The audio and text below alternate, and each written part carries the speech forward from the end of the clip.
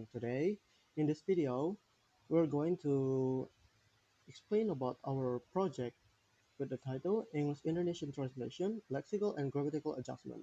With me, Irgy Fahreza, and my friend Adilla P.S, Catherine.N and Annisa Z.A. So let's move to Annisa as the first presentator. Hello everyone, I'm Annisa, and today I would like to explain one important aspect of translation, namely lexical equivalence. Before discussing lexical equivalence, we need to understand that translation is more than simply changing words from one language into another. A translator must also pay attention to meaning, context, and language structure, so the message can be conveyed accurately and naturally in the target language. Well everyone, in translation studies, there are two important pillars. The first is lexical equivalence, which focus on finding the most appropriate equivalent meaning of a word. And the second is grammatical adjustment, which focus on adjusting sentence structure to make the translation sound natural in the target language. And in this presentation, I will focus on lexical equivalence. Lexical equivalence refers to finding the most stable equivalence meaning of a word in the target language based on its context. This concept is important because one word does not always have only one meaning. Sometimes, a single word can have several different equivalents depending on how it's used. Therefore, translators need to understand the intended meaning before choosing an equivalence word. For example, consider the English word rice. In English, the word rice is used generally. However, in Indonesian, there are several different terms. The word padi refers to rice plants growing in the field. Gabah refers to rice grains that still have their husk. Beras refers to uncooked rice that is ready to be cooked. Meanwhile, nasi refers to cooked rice that is ready to be eaten. Although English uses only one word, Indonesian distinguishes these meanings more specifically. Therefore, translators must choose the correct equivalence according to the context. Another example is the word glass. This word can mean kaca, which refers to the material. It can also mean glass, which is drinking container, or kacamata, which refers to eyeglasses. The same situations can be found in the word right. This word may mean kanan, benar, or hak, depending on the context. From these examples, we can see that lexical equivalence is not about translating words literally. Instead, translators need to understand the intended meaning and context before choosing an equivalence word. In conclusion, one word may have multiple meanings, and context plays an important role in determining the correct translation. Therefore, translators should focus on meaning rather than translating words one by one. We are going to learn about gerund transformation. Now, what is a gerund? A gerund is a verb that ends with ing, but in a sentence, it works as a noun. For example, swimming is fun. The word swimming looks like a verb, but here is the subject of the sentence. Now, the problem is when we translate this into Indonesian. Why? Because Indonesian does not have an ing ending. We cannot just add something to a verb to turn it into a noun easily. So, if we translate literally, word for word, the sentence often sounds strange in Indonesian. For example, swimming is fun becomes berenang itu menyenangkan. That sentence is actually okay, but this does not always work. Many other sentences will sound awkward if we translate literally. So, we need to learn some special strategies. Now I will show you 3 strategies to handle gerunds when translating into Indonesian. Strategy number 1. Use a noun phrase. What does that mean? It means we add a nominalizing word. For example, we add kebiasaan, which means habit, kegiatan, which means activity, or hal, which means things. Let me give you an example. Smoking causes cancer. If we translate literally, merokok menyebabkan kanker. It's okay, but it's a bit informal.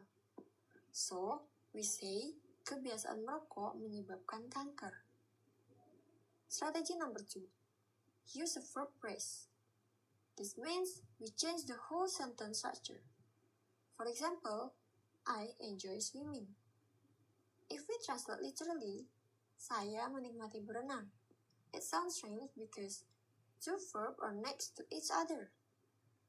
So we change it to saya senang berenang.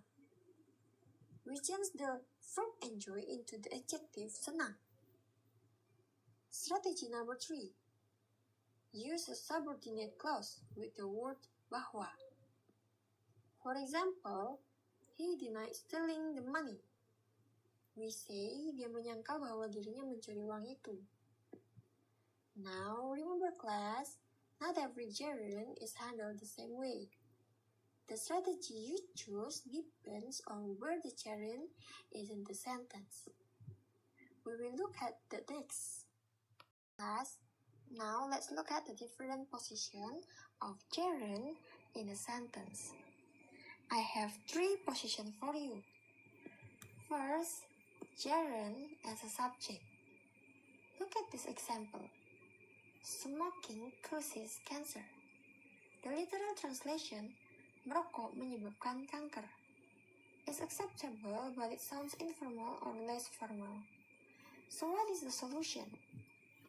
We say kebiasaan merokok menyebabkan kanker.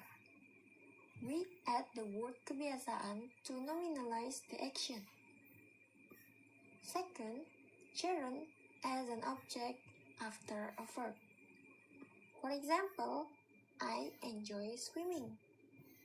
The literal translation, saya menikmati berenang, is awkward because it's verb plus verb. The solution, saya senang berenang. We change the verb enjoy into the adjective senang. Another option is, saya menikmati kegiatan berenang. Third, gerund after a preposition. For example, he left without saying goodbye.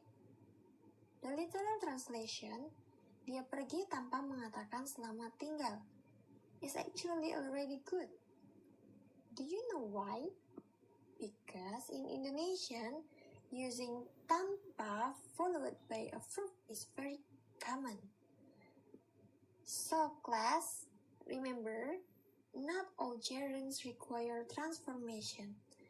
Some are fine as they are. Then, let me give you the conclusion. When you translate a gerund from English to Indonesian, you have to do 2 things. First, you must analyze the syntactic position of the gerund.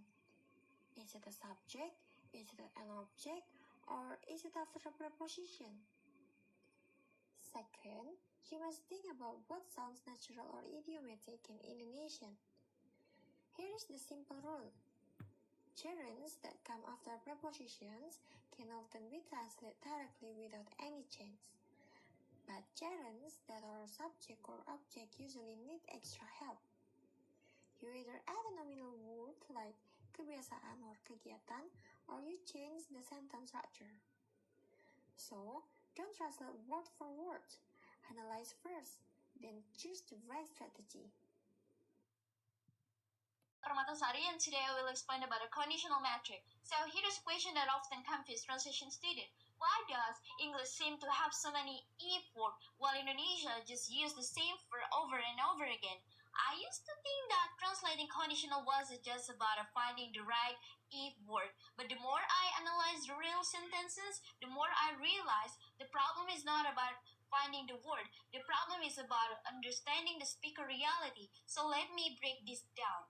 This conditional sentences force the speaker to change the verb form. Look at this. If it rained is a present simple, right? If it rained, past simple, but is not about a past time. If it had rained, past perfect, still not about a past time. This is strange, right? Why does English use past form to talk about unreal present or future? That's a grammatical trick, but Indonesia does not play this trick. Indonesia, the verb never changes. Hujan stay hujan, whether it's possible, impossible, or already happened. So as a translator, we cannot look for verb change in Indonesia. We have to look for something else, word choices at the beginning of the sentence. Walk you through the three levels of reality and show you how Indonesia captured them differently. Level 1 is something that is still possible. For example, tomorrow weather. I say, if it rains tomorrow, we cancel the picnic. Indonesia, jika besok hujan, kita batalin aja pikniknya. Why jika? Because the speaker still thinks rain is a real possibility. There's no contradiction with reality. In the level 2, something that is not true now, but we imagine it. If I say, if I had wings, I would fly. But I don't have wings. Everyone know that. So Indonesia, using jika will sound strange. It will be like saying, jika saya punya sayap, that sounds as if I having wings is still possible if it is not. So Indonesia, switch to seandainya. Seandainya aku punya sayap, this word I know this is not true, but just imagine. Level 3, something that is already impossible because is in the past. If I say, if I had studied, I will have passed. But I didn't study. That's a past fact. Now, interestingly, Indonesia does not create a new word for this. It still uses andainya. But here's the key. Indonesia relies on time marker to push the meaning into the past. So we say, seandainya dulu aku belajar, aku akan lulus. The word dulu or kemarin does the job. The verb belajar never came to a past form. So, here's my first analytical conclusion. Indonesia, the only grammatical distinction you must make is between realistic atau jika and counterfactual atau seandainya. Whether the counterfactual is present or past is optional. You can add a time word if need.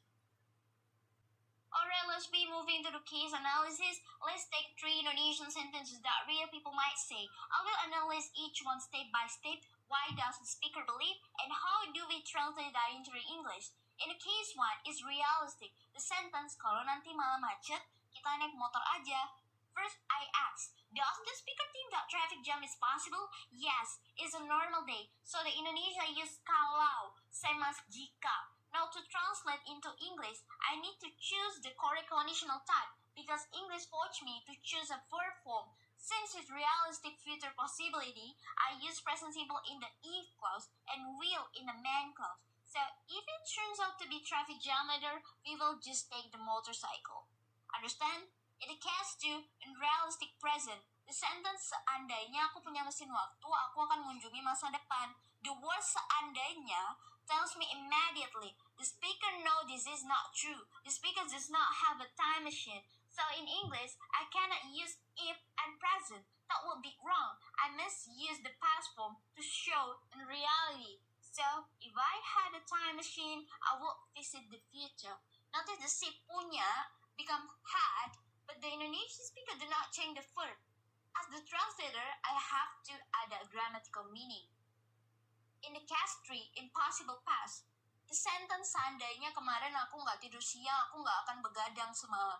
Again, seandainya, signal counterfactual, but notice the time word kemarin. So the speaker is talking about yesterday, the nap already happened. In English, this requires the past perfect. If I had not taken a nap yesterday, I would not have stayed up all night. See the differences? English add had and have 2 extra auxiliary verb. Indonesia add nothing to the verb. Just tidur remains tidur. This is the most important analytical point. Indonesia is more economical. It does not mark conditionality on the verb. It marks it at the beginning of the sentence and optionally with time words. English spread the conditionality across the verb phrase. So if you only memorize English grammar rules, you will fail as a translator. You must learn to detect the speaker reality assumption from the Indonesian word jika or seandainya and then rebuild the English tense system accordingly. Let me show you two mistakes that students often make when translating from English to Indonesia, and I will explain why they are mistake. In a mistake one, translating if I have wings, I will fly. As jika saya akan punya sayap, saya akan terbang. Why is this wrong? Because the word akan in the if clause suggests a real future possibility, but the word have wing in English is unreal, so the word akan will destroy the meaning. The correct translation is seandainya saya punya sayap. No, the word akan inside the if clause. In a mistake number two, translating if I had studied, I will have passed. As jika saya udah belajar, saya akan udah lulus. Why is this wrong? Because the word akan sudah is not natural in Indonesia. Indonesia does not use akan with sudah like that.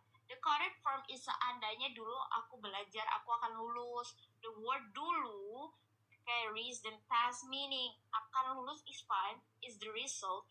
So the analytical rule is when translating English unreal conditional into Indonesia, drop all the English tenses markers. Replace them with seandainya and optionally a simple past tense word like dulu or kemarin. Do not try to mimic will have directly. Alright, to conclude my analysis, translating conditional is not about matching tenses. It's about matching the speaker attitude toward reality. English encodes the attitude in verb change. Indonesia encodes it in the choice between jika and seandainya.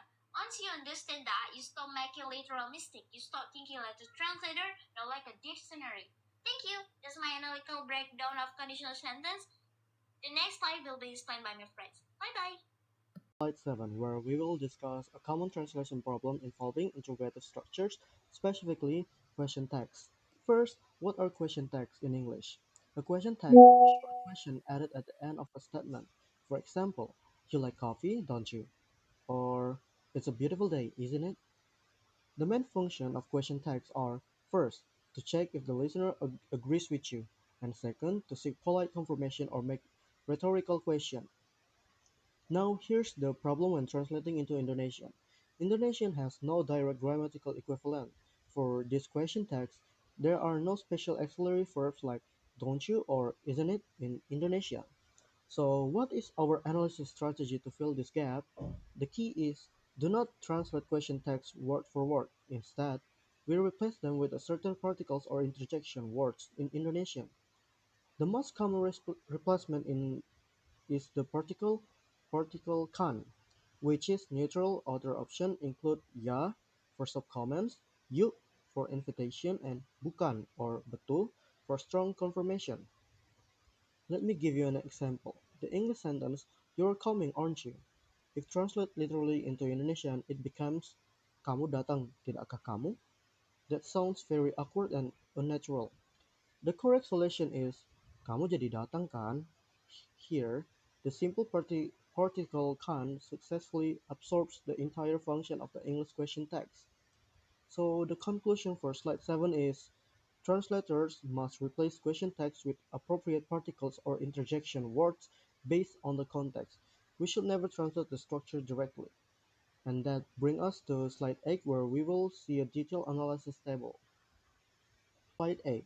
Here I have prepared an analysis table that shows various English question texts, example sentence, their Indonesian equivalents, and the context analysis. Let me walk you through the table row by row. First, the tag "isn't it" in the sentence "It's beautiful, isn't it?" translate to "indah kan" for neutral confirmation. Second, "doesn't he" in "he works hard, doesn't he" becomes "dia kerja keras kan?" again using neutral kan. Third, "didn't they" in "they came, didn't they" can be translated as "mereka datang kan?"